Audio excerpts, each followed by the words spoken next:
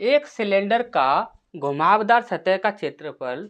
उसके आधार के क्षेत्रफल का 5 गुना है,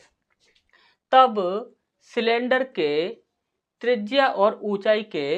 अनुपात क्या होंगे, ये हमसे यहाँ पर पूछा गया है। ध्यान से समझ लीजिएगा, यही क्वेश्चन आपका होना चाहिए, यही आपका टाइप होना चाहिए। यदि ये टाइप कभी भी पूछ लिया जाए, ये टाइप कभी भी आपसे पूछ लिया जाए और आपसे बोल दिया जाए, देखिए यहाँ पर क्या बोला गया, एक सिलेंडर का घुमावदार सतह का क्षेत्रफल, घुमावदार सतह का क्षेत्रफल क्या होता है, वक्र पृष्ठीय क्षेत्रफल, यानी कि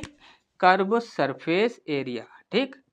कर्व सरफेस एरिया की बात की जाए और यहाँ पर आधार के क्षेत्रफल की बात की जाए, आधार का क्षेत्रफल क्या होता है आपका, आप अच्छे से जानते हो, पाई आर स्क्वायर होता है। ठीक, यदि ये प्रश्न इस प्रकार से पूछ लिया जाए और आपसे बोल दिया जाए कि आधार के क्षेत्रफल का 5 गुना है, आधार के क्षेत्रफल का 5 गुना है या 10 गुना है या 20 गुना है या 50 गुना है, कितना भी आपसे बोल दिया जाए,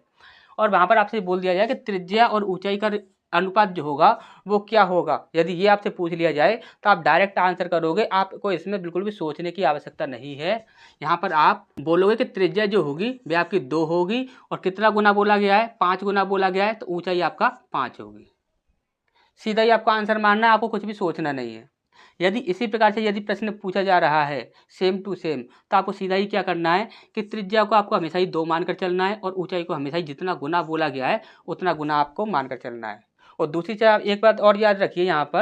यहाँ पर ऊंचाई जो होगी, यदि सॉरी यहाँ पर ये जो गुना बोला गया है, यदि आपका ये 10 गुना या 20 गुना इस प्रकार से बोल दिया जाता और यहाँ पर सिर्फ ये 2 होता तो 2 तो उसे काट देता, तो आपको वहाँ पर रेशियो बनाने होते। जैसे कि यहाँ पर आपका 2 दिया गया है, आपका त्रिज्या तो आपको 2 ही मान कर चलना है और ऊंचाई जो है आप गुना को मान कर चलोगे, कितना गुना बोला गया है, ये 5 गुना बोला गया है। अगर बाई चांस ये 10 गुना बोल देता तो आप क्या करते, 2 एकम 2 और 2 पंजे 10, इस प्रकार से आप बनाते। ठीक, तो ये चीज़ आपको याद रखनी है। अब हमारा जो आंसर होगा वो क्या होगा, त्रिज्या और ऊंचाई का पूछा गया है तो 2:5, कितना हो जाएगा, 2:5। इस बात को आपको याद रखना है और इसे आप एक जगह पर नोट करके रख लीजिए। ठीक,